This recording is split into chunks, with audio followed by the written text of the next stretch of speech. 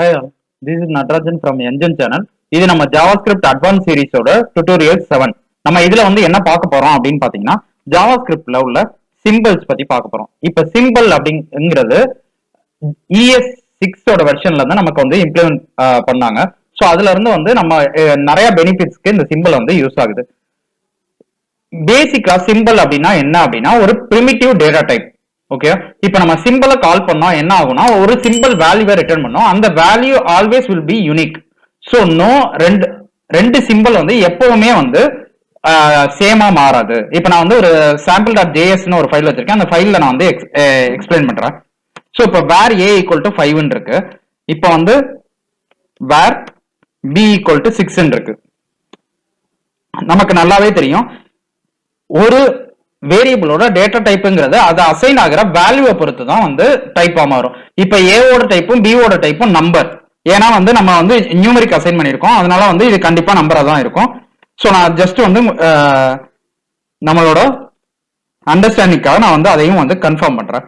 ஓகேவா, ஏ ரைட் பண்ணியிருக்கேன். இப்போ வந்து நான் என்ன பண்றேன் அப்படின்னா இதை வந்து ரன் பண்றேன். ஸோ நம்ம எக்ஸ்பெக்ட் பண்ணக்கூடிய நம்பர் தான் வந்திருக்கு. ஸோ இன்கேஸ் வந்து இதுல வந்து இப்போ டெஸ்ட் அப்படின்னு நான் இது பண்றேன்னா ஏவோட டைப் வந்து இதுவாகும். ஸோ நம்ம என்ன வேல்யூ அசைன் பண்றோமோ அதை பொறுத்து தான் இந்த வேரியபிளோட டேட்டா டைப் டிஃபைன் ஆகுது. நான் வந்து சொன்னேன் சிம்பிள்ங்கிறது ஒரு பிரிமிட்டிவ் டேட்டா டைப் அப்படின்னு சொல்லி. அப்போ வந்து இது சிம்பிள்ங்கிறது எப்படி டிஃபைன் ஆகும் அப்படின்னு பாத்தீங்கன்னா இங்க வந்து சிம்பிள் அப்படின்னு சொல்லி நம்ம வந்து கால் பண்ணுவோம். ஓகேவா, இதை வந்து இந்த மாதிரி பிளைனாவும் கால் பண்ணலாம்.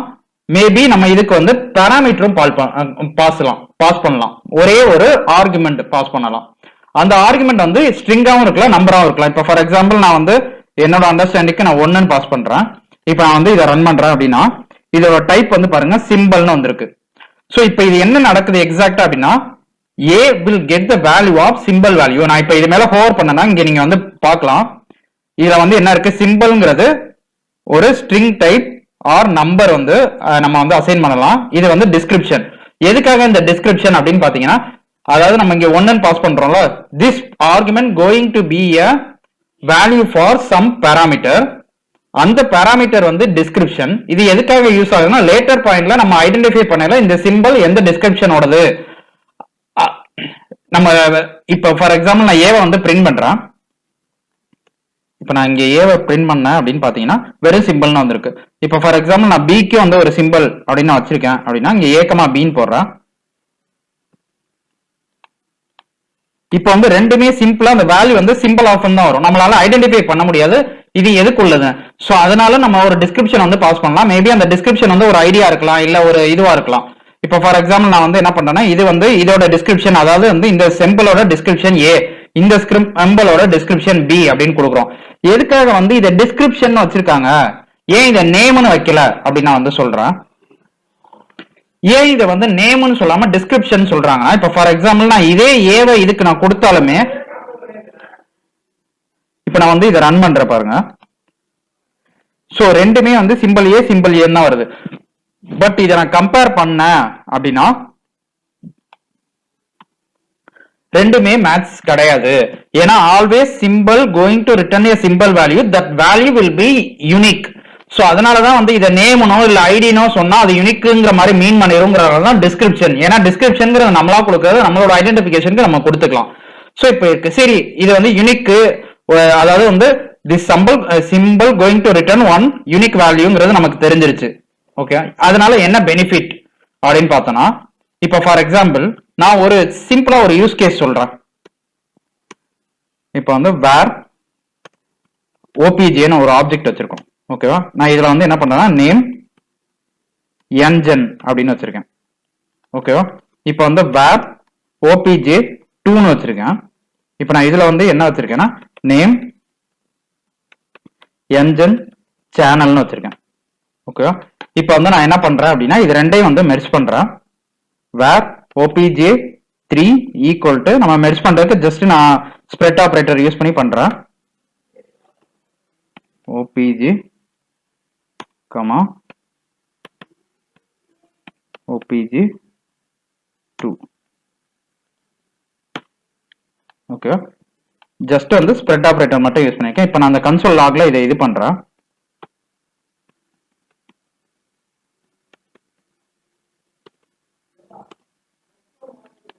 நான் இப்ப இதை ரன் பண்ணேன் அப்படின்னா வந்து it should not be equal colon இருக்கணும். இங்க பாருங்க நேம்ங்கிற ஒரு ப்ராப்பர்ட்டி இந்த வேல்யூ மட்டும் தான் இருக்கு. எதனால அப்படின்னா ரெண்டுலயுமே சேம் நேம் இருக்கனால அதால வந்து மெர்ஜ் பண்ணல கான்ஃபிளிக்ட் ஆகுது. சோ இந்த மாதிரி தான் ரியல் டைமா நம்ம வந்து ஒரு நிறைய ஃபைல்ஸ்ல வந்து ஆப்ஜெக்ட்ஸ் வச்சிருப்போம். சோ ரெண்டு ஆப்ஜெக்ட் கான்ஃபிளிக்ட் ஆகி அந்த நேம் வந்து ஓவர்ரைட் ஆயிரும். அதாவது ப்ராப்பர்ட்டியோட நேம் எப்பவுமே ஆப்ஜெக்ட்ல வந்து ப்ராப்பர்ட்டியோட நேம் யூனிக்கா இருக்கணும். சோ அந்த யூனிக்னஸ் இல்லைன்னா எது லாஸ்டா வருதோ அது வந்து ஓவர்ரைட் பண்ணிடும். சோ இப்போ நம்ம இது ஒரு சினாரியோ பார்த்தோம். அடுத்து வந்து இன்னொரு சினாரியோ நான் காமிக்க பாருங்க. வேர் ஓபிஜே 4 ஈக்குவல் டு நான் வந்து நேம் NJan, அடுத்து வந்து கேட்டகரி யூடியூப் சேனல். திரும்ப வந்து நான் நேம் ஒரே ஆப்ஜெக்ட்லயே ரெண்டு தடவை அந்த ப்ராப்பர்ட்டியை கொடுக்குறேன் NJan 2 அப்படின்னு சொல்லி. இப்ப நான் வந்து இதை கன்சோல்ல பிரிண்ட் பண்றேன் பாருங்க. அதாவது இந்த OPJ2 இருக்குல்ல இதை வந்து நான் பிரிண்ட் பண்றேன் OPJ4.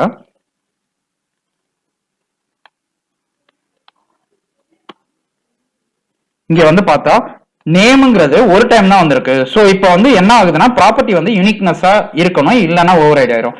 சரி இதை எப்படி பண்ணலாம் அப்படின்னா இந்த மாதிரி நம்ம சிம்பிள் கிரியேட் பண்ணிருக்கோம்ல ABன்னு சொல்லி இந்த சிம்பிளை வச்சு நம்ம வந்து ப்ராப்பர்ட்டி கிரியேட் பண்ணலாம். இப்போ ஃபார் எக்ஸாம்பிள் இந்த இடத்துல நான் வந்து என்ன பண்ணலாம் அப்படின்னா இந்த மாதிரி கிரியேட் பண்ணும். டிஃபால்ட்டா வெறும் ஏன் கொடுக்க கூடாது. ஏன்னா ஏன் கொடுத்தா அது டிஃபால்ட்டா அந்த ஆப்ஜெக்ட்ல உள்ள நேம்னு நினைச்சிரும். we are going to create a dynamic property. அந்த ப்ராப்பர்ட்டி வந்து சிம்பிளை பேஸ் பண்ணி கிரியேட் பண்ண போறோம். சோ அப்ப வந்து இந்த மாதிரி வந்து கொடுக்கணும். இப்போ வந்து பாத்தீங்கன்னா இங்க எப்படி கொடுத்திருக்கேன். இங்க வந்து ஈவன் இப்போ ஃபார் எக்ஸாம்பிள் நான் இதை சிம்பிளாவே வைக்கிறேன். நான் இப்படி கூட கிரியேட் பண்ணலாம் டைரக்டா.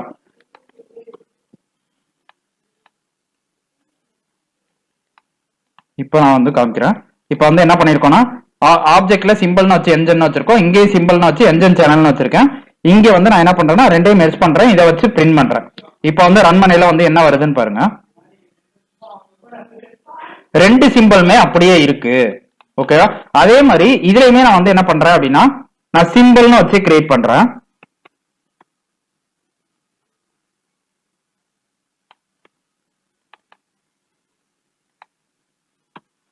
சோ நமக்கு இதுலயுமே இப்ப ரெண்டு வேல்யூமே இருக்கு. சோ வந்து என்ன ரியல் டைம்ல நம்ம ஒரு ஆப்ஜெக்ட்டுக்கு டைனமிக்கா ஒரு ப்ராப்பர்ட்டி கிரியேட் பண்ணோம், ப்ராப்பர்ட்டி நேம் கிரியேட் பண்ணோம் அப்படின்னா அதை வந்து நம்ம டிஃபால்ட்டா சிம்பிள் யூஸ் பண்ணி பண்ண முடியும்.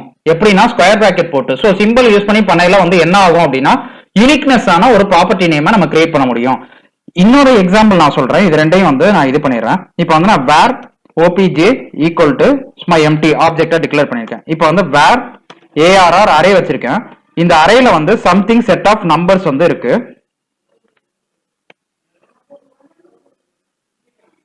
சோ இந்த மாதிரி வச்சிருக்கேன். ஓகேவா?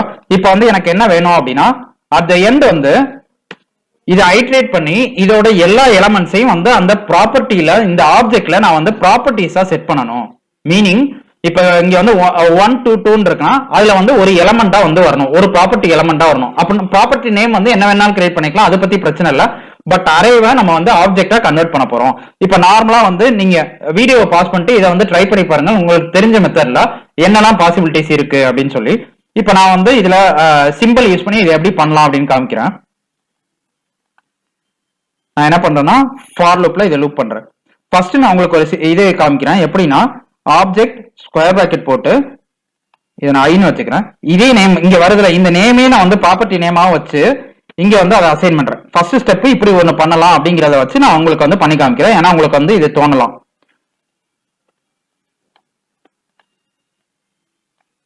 சோ இப்போ வந்து நான் இதை ரன் பண்றேன். இங்க வந்து பாருங்க நம்ம எக்ஸ்பெக்ட் பண்ணபடி 0 இந்த அரேல என்ன இருக்கோ அதை வச்சு ப்ராப்பர்ட்டி நேம் பேஸ் பண்ணி கிரியேட் ஆயிருக்கு.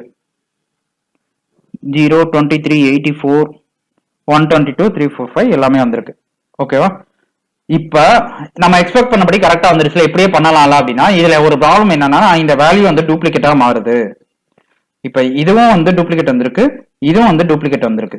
இந்த சினாரியோ கன்சிடர் பண்ணுங்க. அதாவது the array having the duplicate of values.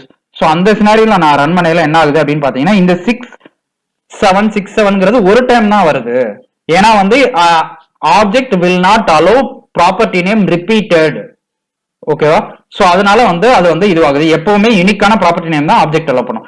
So இந்த சினாரியோ சிம்பிள் வச்சு எப்படி ஹேண்டில் பண்ணலாம் அப்படின்னா, இந்த இடத்துல நான் வந்து சிம்பிள் ஆஃப் அப்படின்னு நான் கிரியேட் பண்ணிட்டேன்னு வைங்க.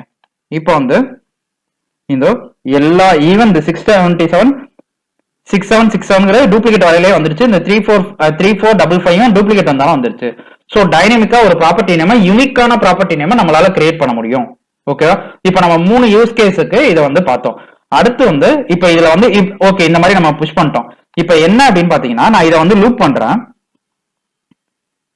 ஃபார் இன் வச்சு நான் வந்து லூப் பண்றேன். ஓகேவா?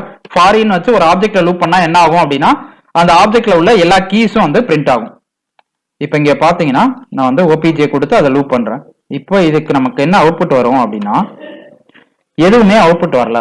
ஏன் எதுவுமே அவுட்புட் வரல அப்படின்னா நான் காமிக்கிறேன். மேபி நான் வந்து என்ன பண்றேன்னா இதுல டிஃபால்ட்டா வந்து ஒரு ப்ராப்பர்ட்டியை மட்டும் இன்ஜெக்ட் பண்ணி உங்களுக்கு காமிக்கிறேன். கஸ்டம் ஓபிஜே கஸ்டம் ப்ராப்பர்ட்டி ஒரே ஒரு ப்ராப்பர்ட்டி மட்டும் டிஃபால்ட்டா வச்சிருக்கோம். அதுக்கு அடுத்து மீதி ப்ராப்பர்ட்டி எல்லாம் சிம்பிள் பேஸ் பண்ணி கிரியேட் பண்றோம். இப்போ இங்க ரன் பண்ணையில வந்து பாத்தீங்கன்னா இந்த நேம் வந்து இந்த லைன் அப்படியே வந்துருச்சு. சோ அதுக்கு அடுத்து இந்த இதுல வந்து லூப் ஆகி வந்தது. நான் இப்போ ஃபுல் ஸ்கிரீன் வச்சு காமிக்கிறேன்.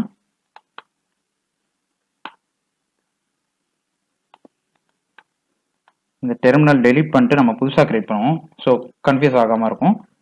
இப்போ வந்து இதுல என்ன பண்றோம்னா இந்த கீஸ் நான் பிரிண்ட் பண்றேன். ஆக்சுவலா ஆப்ஜெக்டை பிரிண்ட் பண்ணாலும் நம்ம கான்ஃபிளிக்ட் ஆயிடுச்சு. இப்போ கீஸை பிரிண்ட் பண்றேன். நேம் மட்டும்தான் வந்திருக்கு. பட் வந்து என்ன அப்படின்னா நமக்கு இந்த அவுட்புட் அப்படியே நான் இங்கே முன்னாடி பிரிண்ட் பண்ணி காமிக்கிறேன். ஓபிஜே நம்ம தான் பார்த்தோம். அந்த ஓபிஜேல வந்து லிஸ்ட் ஆஃப் டைனமிக் சிம்பிள்ங்கிற ப்ராப்பர்ட்டி கிரியேட் ஆயிருந்துச்சு. ஆனா நம்ம வந்து அந்த ப்ராப்பர்ட்டியை மட்டும் லூப் பண்ணையில பார்த்தா நேம் மட்டும் தான் வருது. ஆனா இங்க வந்து இந்த சிம்பிள்ங்கிறது நிறைய இருக்கு. இதெல்லாம் ஏன் வரல அப்படின்னா இந்த ப்ராப்பர்ட்டி எதுவுமே ஐட்ரேட்டபிள் கிடையாது. சோ சிம்பிள ஒரு ப்ராப்பர்ட்டி நேமா வைக்கலாம். அந்த ப்ராப்பர்ட்டி நேம் ஐட்ரேட்டபிளா வராது. இது வந்து நம்ம ரொம்ப ஞாபகம் வச்சுக்க வேண்டிய ஒரு விஷயம். ஓகே. சோ இப்ப சிம்பிள்னா என்ன அதோட யூஸ் கேசஸ் ஃபுல்லா புரிஞ்சிருக்கும். சோ இந்த மாதிரி வந்து எந்த இடத்துல உங்களுக்கு யூனிக்கா ஒண்ணு வரணுமோ அந்த இடத்துல ஃபுல்லா இந்த சிம்பிள் வந்து அப்ளிகபிள் ஆகும். ஓகே. இப்போ வந்து ஃபார் எக்ஸாம்பிள் நம்ம வந்து இங்க டிஃபைன் பண்ணிட்டோம் சிம்பிள். இப்ப எனக்கு வந்து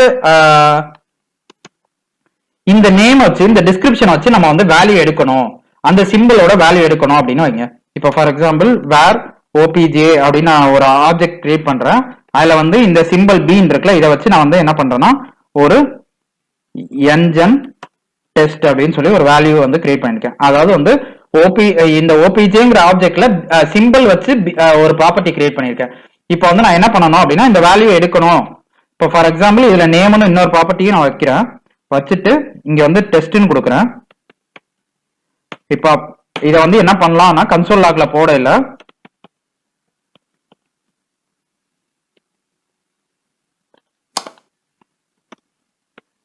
நான் ஸ்கொயர் பிராக்கெட்ல இங்க வந்து நான் நேம் அப்படின்னு கொடுத்தேன்னா அந்த வேல்யூ இங்க டெஸ்ட்ங்கிற வேல்யூ பிரிண்ட் ஆகும். இது வந்து நார்மல் நமக்கு தெரிஞ்ச ஒண்ணுதான்.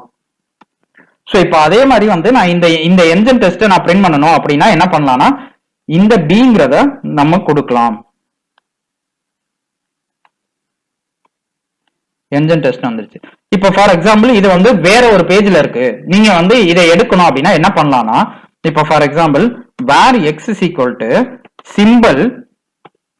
சிம்பிள்லயே வந்து நிறைய இது வந்து ப்ரொவைட் பண்றாங்க. ஃபார் அப்படின்னு போட்டு இந்த ஃபார்ல வந்து என்ன பண்ணலாம்னா அந்த டிஸ்கிரிப்ஷன் நம்ம கொடுத்தாலும் அந்த டிஸ்கிரிப்ஷன் கிரியேட் பண்ணிட்டு இங்க வந்து இதை வச்சு பண்ணலாம். இப்போ வந்து ரன் பண்றோம் அப்படின்னா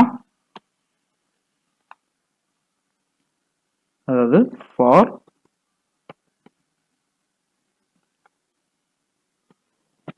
சோ ஆக்சுவலா வந்து இது என்ன பண்ணுது அப்படின்னா குளோபலா வந்து உள்ள சிம்பிளோட ரெஜிஸ்ட்ரியில இருந்து இந்த நேம்ல ஆல்ரெடி சிம்பிள் இருக்கான்னு பார்க்கும். இருந்துச்சுன்னா அந்த சிம்பிளோட காப்பி ரிட்டர்ன் பண்ணும். ஈவன் தான் இதை காப்பி ரிட்டர்ன் பண்ணாலும் இந்த சிம்பிள் சேம் கிடையாது. சோ அதனால வந்து என்ன ஆகுதுன்னா இதுல நம்ம ட்ரை பண்ணல வந்து மிஸ் ஆகுது. ஓகேவா? But still we can able to identify அந்த சிம்பிள் இருக்கா இல்லையா அந்த மாதிரி. ஈவன் இப்ப அந்த ஃபார்ல வந்து நம்ம வந்து புதுசா இஜெட்னு ஒன்னு ட்ரை பண்றோம். இப்போ என்ன ஆகும்னா அந்த ஃபார் போய் செக் பண்ணோம். குளோபல் ரெஜிஸ்ட்ரியில அந்த பர்டிகுலர் நேமுக்கு வந்து இருக்கா ஏதோ சிம்பிள் அப்படின்னு பார்க்கும். அப்படி இல்லைன்னா நியூ சிம்பிள் கிரியேட் பண்ணி ரிட்டர்ன் பண்ணும். ஓகேவா? இதுதான் ஃபார். அடுத்து வந்து இதுல என்ன இருக்கு அப்படின்னு பாத்தீங்கன்னா கீ ஃபார் அப்படின்னு சொல்லியிருக்கு. இந்த கீ ஃபார் அப்படிங்கிறது வந்து என்னன்னா, இப்போ ஃபார் எக்ஸாம்பிள் இதுக்குள்ள வந்து நம்ம என்ன பண்ணலாம்னா சிம்பிளை பாஸ் பண்ணலாம். சிம்பிளை பாஸ் பண்ணி நான் இங்க வந்து இந்த எக்ஸை பிரிண்ட் பண்றேன்.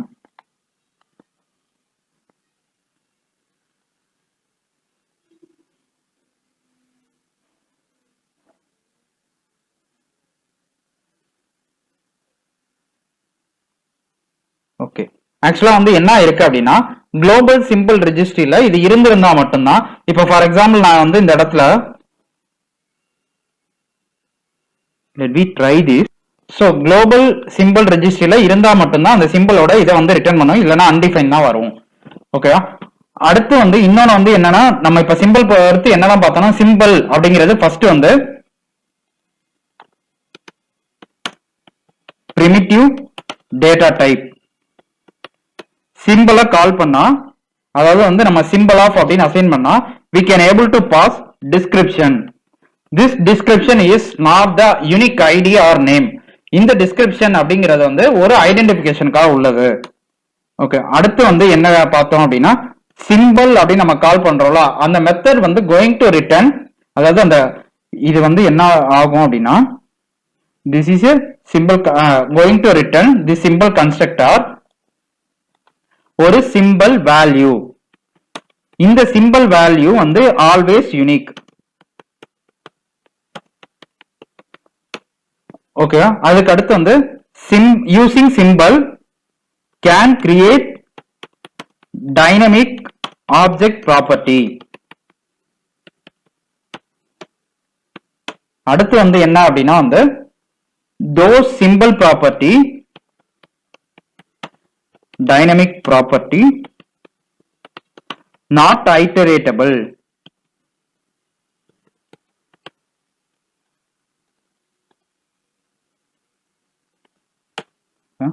அடுத்து வந்து என்ன பார்த்தோம் அப்படின்னா, அந்த கீ ஃபார் அப்படிங்கறது என்ன பண்ணா அந்த சிம்பிளோட குளோபலா உள்ள இதை ரிட்டர்ன் பண்ணும். இப்ப ஃபார் எக்ஸாம்பிள் இதுல இன்னொன்னு வந்து என்ன இருக்கு அப்படின்னா, இங்க வந்து b டாட் டூ ஸ்ட்ரிங்னு சொல்லி ஒரு போடலாம். இப்ப டூ ஸ்ட்ரிங் அப்படின்னு நான் போடல, என்ன வருதுன்னு பாருங்க, சிம்பிள் ஆஃப் ஏன்னு சொல்லி ரிட்டர்ன் ஆகுது. இப்ப இதே மாதிரி வந்து என்ன பண்ணலாம்னா b டாட் டிஸ்கிரிப்ஷன் அப்படின்னு நம்ம கொடுத்தோம்னா, இங்க கொடுத்தோம்ல அந்த டிஸ்கிரிப்ஷன் நம்மளால கெட் பண்ண முடியும். ஏன் வந்திருக்கா? சோ இதுதான் ஓவராலா இந்த சிம்பிள் வந்து எதுக்காக மெயினா வந்து யூஸ் ஆகுதுன்னா யூனிக்னஸ் தான். ஸோ டைனமிக் ப்ராப்பர்ட்டி எல்லாம் கிரியேட் பண்ணல. அதுக்கப்புறம் இதோட யூஸ் கேசஸ் ஃபுல்லா பார்த்தா உங்களுக்கு புரிஞ்சிருக்கும். ஆக்சுவலா அந்த அந்த கீ ஃபார்னு பார்த்தோம்ல, அந்த கீ ஃபாருக்கும் ஃபாருக்கும் வந்து எப்படி வந்து குளோபல் சிம்பிள்ல செட் பண்றது, அது எப்படி எல்லாம் இதுவாகும் அப்படிங்கறத நீங்க பிராக்டிஸ்ல பண்ணி பாருங்க, உங்களுக்கு கொஞ்சம் கிளியர் ஐடியா வந்து வரும். ஓகேவா? இவ்வளவுதான் சிம்பிள்ஸ். ஸோ உங்களுக்கு கிளியரா இருக்கும்னு நினைக்கிறேன். எதுவும் டவுட்னா நீங்க கமெண்ட்ல போடுங்க, நான் எக்ஸ்பிளைன் பண்றேன். Okay, we will see you on next video. Thank you.